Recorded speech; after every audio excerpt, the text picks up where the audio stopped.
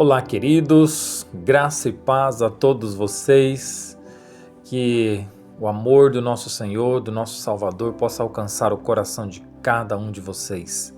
Estou muito feliz em podermos estar aqui dando continuidade na segunda parte do nosso estudo. Na parte 1 nós vimos que Deus deixou na nossa contagem de tempo, todas as semanas, um memorial, um sinal, algo que está sinalizando para o nosso futuro, que é os dias da semana, inclusive o sábado, que está sinalizando algo. E o que ele está sinalizando? Nós vamos ver no estudo de hoje que para Deus a contagem do tempo é diferente da nossa. Primeiro, porque Deus vai de eternidade a eternidade. A eternidade de Deus não está limitada ao tempo cronos, ao tempo que pode ser medido por um espaço, mas Deus é eterno, ao tempo que não é contado. E eu quero trazer aqui alguns textos para a gente considerar antes de nós entrarmos no texto base para o estudo de hoje. No livro Testemunho para a Igreja, no volume 4, 592, diz: pela investigação meticulosa das profecias, entendemos onde estamos na história do mundo e sabemos com certeza que a segunda vinda de Cristo está próxima. E o resultado dessas investigações deve ser trazido perante o mundo através da imprensa. Precisamos levar a mensagem da volta de Jesus para as pessoas. Precisamos anunciar ao mundo que a volta de Jesus está próxima. E quando nós olhamos, estudamos as profecias, a gente entende onde nós estamos na história deste mundo. E esse é o propósito do estudo de hoje. Esse é o propósito dessa série de estudo que nós estamos aqui, tá? E eu quero deixar um outro texto, Mateus 24, 36. Quanto ao dia e a hora, ninguém sabe. Nós não sabemos o dia e nem a hora, mas uma coisa nós podemos saber: o tempo da volta de Jesus, que está muito próximo. E Eclesiastes, no capítulo 3, verso 1 e também no verso 2, tudo tem seu tempo determinado. Há tempo de plantar e tempo de arrancar o que se plantou. Então, as condições do mundo, ainda em Testemunho para a Igreja, volume 9, página 3, as condições do mundo mostram que estão iminentes tempos angustiosos. Os jornais estão repletos de indícios de um terrível conflito em um futuro próximo. Então, diante das coisas que estão acontecendo, nós podemos perceber que nós estamos chegando na reta final da história deste mundo, no final da história da humanidade.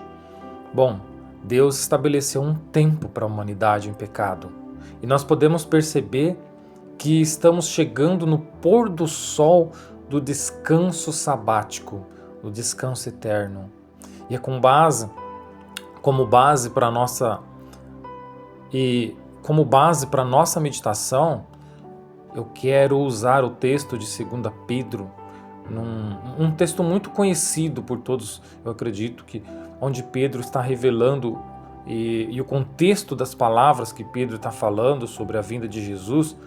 E nós vamos reconhecer aqui os tempos e as estações. Nós vamos ler o texto e conforme eu for lendo, eu quero comentar os versos para você compreender melhor o que diz.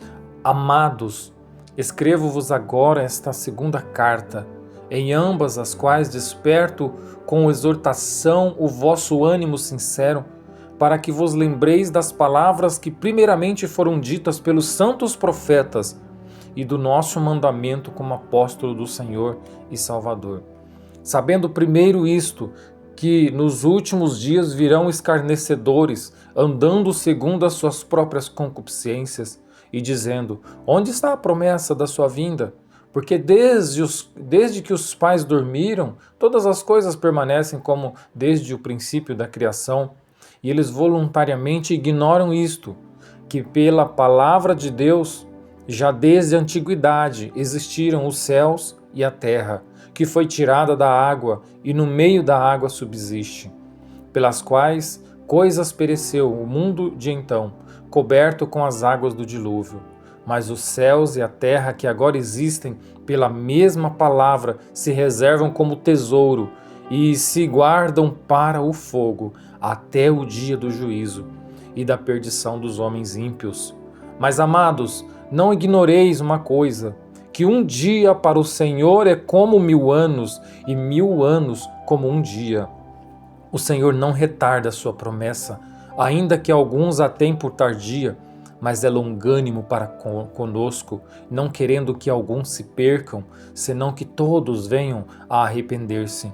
Mas o dia do Senhor virá como um ladrão de noite, no qual os céus passarão com grande estrondo, e os elementos ardendo se desfarão, e a terra e as obras que nela há se queimarão.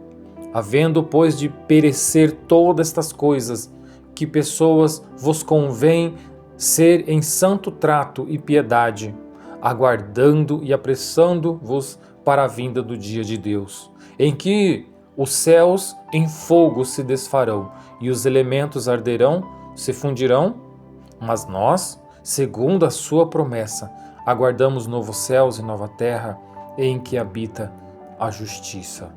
Bom,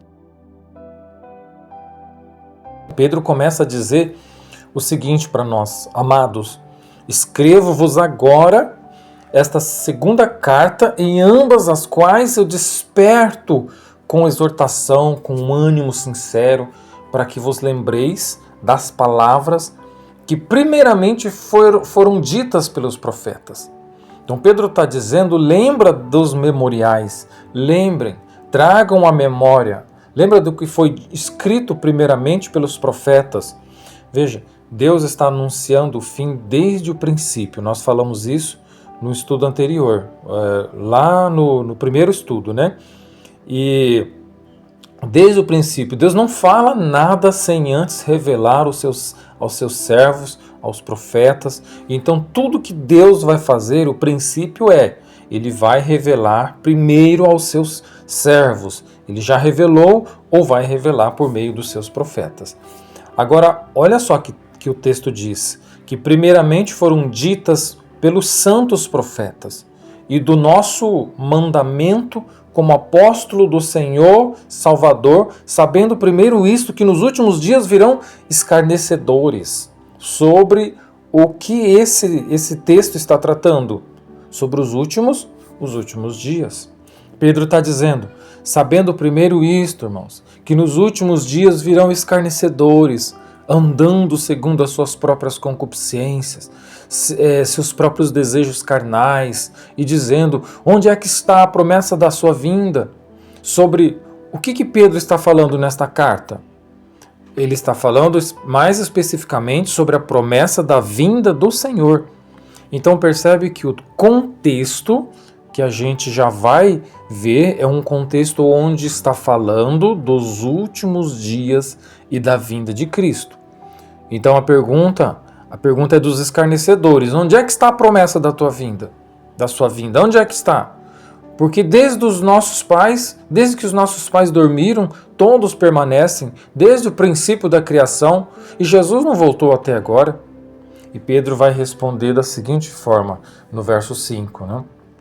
Eles voluntariamente ignoram isto, que pela palavra de Deus, já desde a antiguidade, existem céus e a terra pela palavra de Deus na antiguidade. Ele está levando a gente para onde? Lá para a criação, tá? Para os dias da semana, tá? Para a obra, para Gênesis capítulo 1.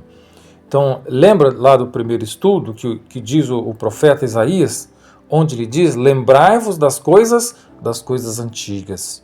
Então ele está dizendo, lembrai-vos das coisas antigas que foi tirado da água, e do meio da água subsiste, pelas quais coisas pereceu o mundo de então, coberto com as águas do dilúvio. E da mesma forma como os primeiros céus e terra foram destruídos pelas águas, você vê, agora serão destruídos pelo fogo. Então vamos continuar a leitura para você entender. Pedro diz, mas os céus e a terra que agora existe, pela mesma palavra se reservam como tesouro e se guardam para o fogo até o dia do juízo. Olha essa expressão, até o dia do juízo. Então existe um dia que é o dia que Deus há de julgar as coisas e que os céus serão desfeitos com fogo. Quando que isso vai acontecer? Ele vai dizer assim, é o dia da perdição dos homens ímpios. Mas, amados, não ignoreis uma coisa. Aqui está um ponto importante, tá? Pedro está dizendo assim, para os escarnecedores que estão dizendo, cadê a promessa da vinda de Cristo? Cadê a promessa da vinda do Messias? Cadê a promessa da vinda? Que as coisas continuam iguais desde o princípio da criação? E Pedro vai responder isso dizendo, amados, não ignore uma coisa. Que coisa é esta que Pedro vai dizer para a gente não ignorar? Para as pessoas não ignorarem? Quem aguarda ou quem anseia ou quem fala da vinda de Cristo. Que coisa é esta que está escrito no texto? Ele diz, amados, não ignorem uma coisa, que um dia para o Senhor é como 1000 anos, e 1000 anos é como um dia. Então, nesse contexto, Pedro continua escrevendo o seguinte, que o Senhor não retarda a sua promessa. Algumas pessoas estavam achando que a promessa estava demorada, e ele diz, o Senhor não retarda a sua promessa, ainda que alguns já tenham por tardia, mas Ele é longânimo para conosco. Ele não quer que alguns se percam, senão que todos venham ao arrependimento. Percebe que o argumento aqui usado por Pedro é, vocês estão achando que a vinda de Cristo está demorando, mas ela não está demorando, porque vocês estão ignorando uma coisa, que para Deus um dia é como 1000 anos. É porque não chegou o tempo. Então, embora Pedro está apenas comparando um dia de 24 horas com 1000 anos, porque Deus é eterno e para ele não faz diferença um dia de 1000 anos, não faz diferença para Deus. Ele comparou um dia com 1000 anos. E claro, ele não afirmou aqui que um dia é 1000 anos, não. Mas é como se ele estivesse mostrando para nós.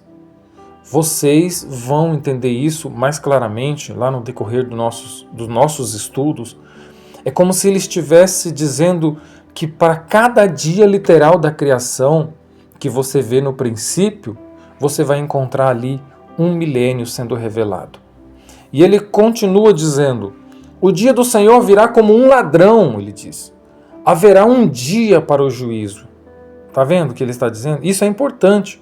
Tá? E os céus serão desfeitos com fogo. Quando que será esse dia do Senhor? Quando findar o pôr do sol da sexta-feira, nós vamos entrar no dia do Senhor. Ou seja, quando findar 6.000 anos de pecado, vocês vão entender isso posteriormente. Tá? Nós vamos entrar no descanso do Senhor. Aí começa um novo milênio sabático para os salvos. Mas esse dia sabático, que é um período de 1000 anos, será um dia de juízo para os ímpios. E Pedro fala, é o dia da perdição dos homens ímpios.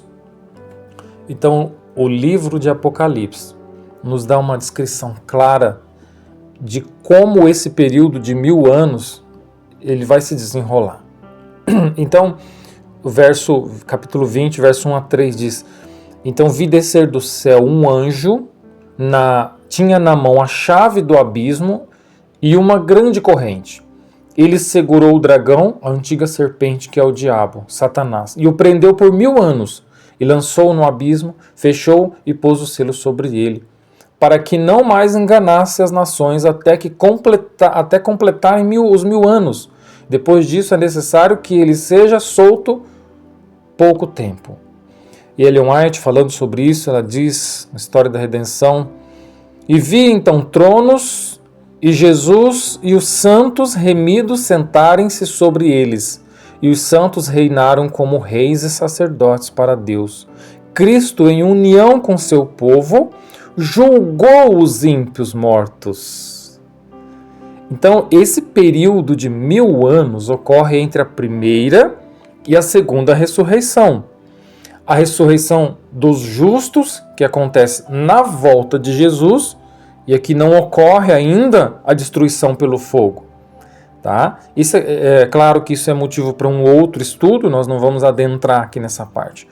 E a ressurreição dos ímpios. A ressurreição dos ímpios será no final do milênio. Aí vai acontecer a destruição pelo fogo, como diz o apóstolo Pedro. Os céus serão desfeitos com o fogo, como diz o apóstolo. Então esse milênio começa com Satanás sendo trancado em um abismo, junto com todos os anjos que escolheram segui-lo. E então, onde está esse abismo onde Satanás deve ser trancado para que ele não engane mais as nações? Onde é que está? Embora a Bíblia não declare especificamente, porque aqui trata-se de uma figura de linguagem, esse abismo está se referindo à terra após a ressurreição dos santos, dos salvos, que é na vinda do nosso Senhor e Salvador Jesus. Tá?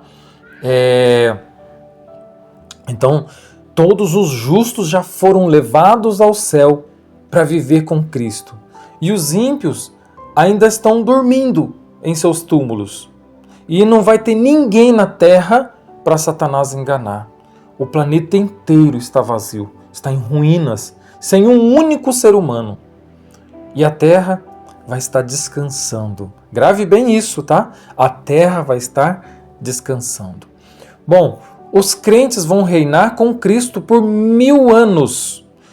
Quando eu disse grave bem isso, a terra vai estar descansando, porque isso aqui é assunto para o nosso próximo estudo, tá?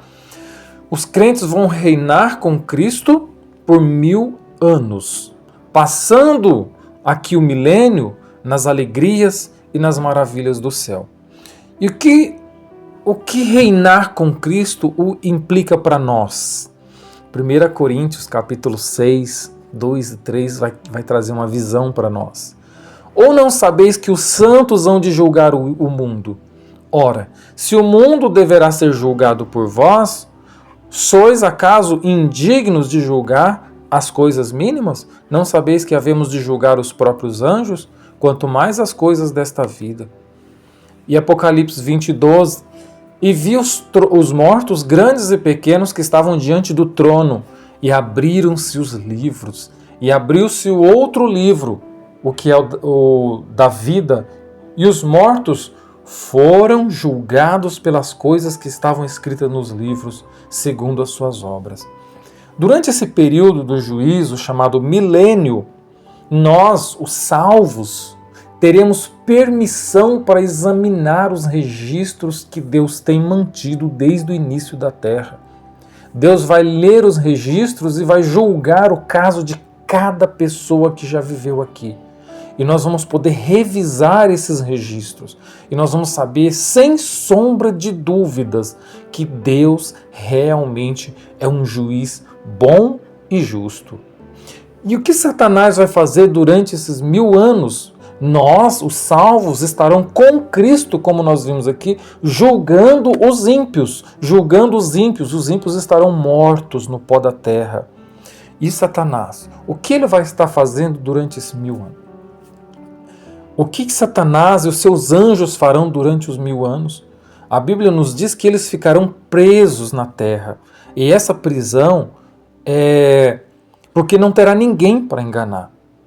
Na história da redenção, 415, diz que aqui deve ser a morada de Satanás com seus anjos maus. Durante 1000 anos, aqui estará ele circunscrito para errar, para errar para cá e acolá sobre a revolvida superfície da terra e para ver os efeitos de sua rebelião contra a lei de Deus. Durante 1000 anos, ele poderá consumir o fruto da maldição que ele determinou.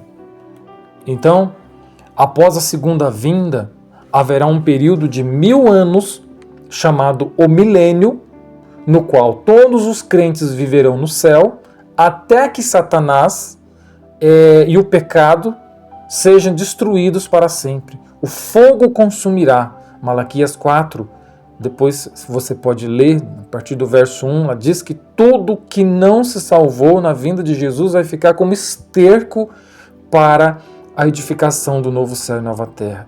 E a terra será renovada novamente. Então você percebe que esse dia do juízo que Pedro diz aqui é o milênio. E se a gente compreender ele como uma referência para o milênio, fica muito mais fácil para você compreender o próximo conteúdo que eu quero deixar para vocês, onde nós vamos fechar esse primeiro bloco de estudo. O próximo estudo será mais longo e nós vamos aprofundar em vários detalhes impressionantes que Deus deixou para nos avisar de que nós estamos na última geração. E nós vamos falar sobre o ano jubileu, tá? Que a Bíblia menciona, e para quando ela está apontando o ano sabático, o ano de descanso da terra. E eu te espero lá. Que Deus te abençoe.